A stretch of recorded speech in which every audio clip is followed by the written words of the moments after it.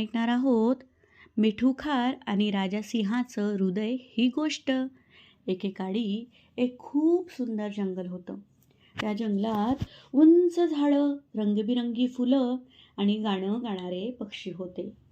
त्या जंगलात मिठू नावाची एक छोटी खार राहत होती. मिठू खूप लहान होती, पण खूप प्रेमळ होती.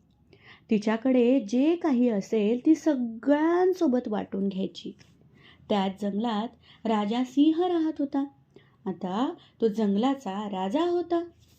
सगळे प्राणी त्याला घाबरत होते, कारण तो कधी कधी रागवायचा. एक दिवस जंगलात खूप थंडी पडली. पावसामुळे सगळी फळं आणि दाणे संपले.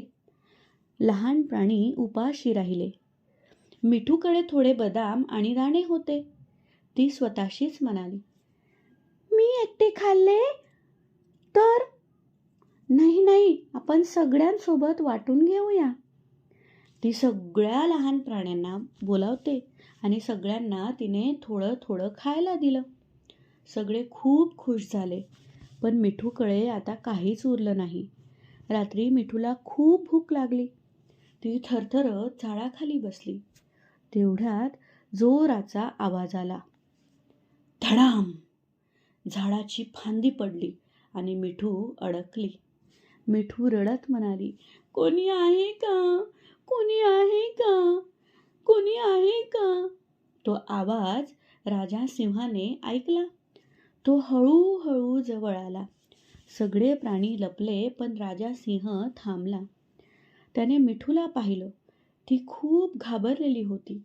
सिंहाने फांदी बाजूला केली आणि मिठूला बाहेर काढलं.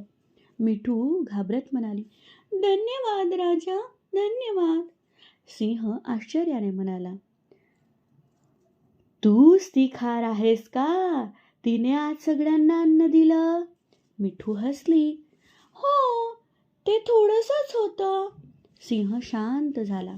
तो म्हणाला, मी राजा आहे, पण आज मला खरा राजा कोण हे कळलं.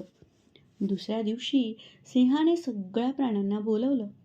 त्याने आपल्या गुहेतलं अन्न सगळ्यांसोबत वाटलं.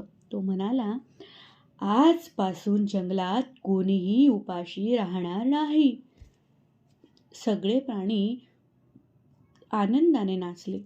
मिठूच्या डोळ्यात आनंदाश्रू आले. त्या दिवसापासून जंगलात प्रेम, दया आणि वाटून घेणं सुरू झालं आणि राजा सिंह खऱ्या अर्थाने दयाळू राजा बनला. धन्यवाद. आपल्या चॅनलला लाईक करा, शेअर करा, सबस्क्राईब करा आणि कमेंट करायला विसरू नका. धन्यवाद.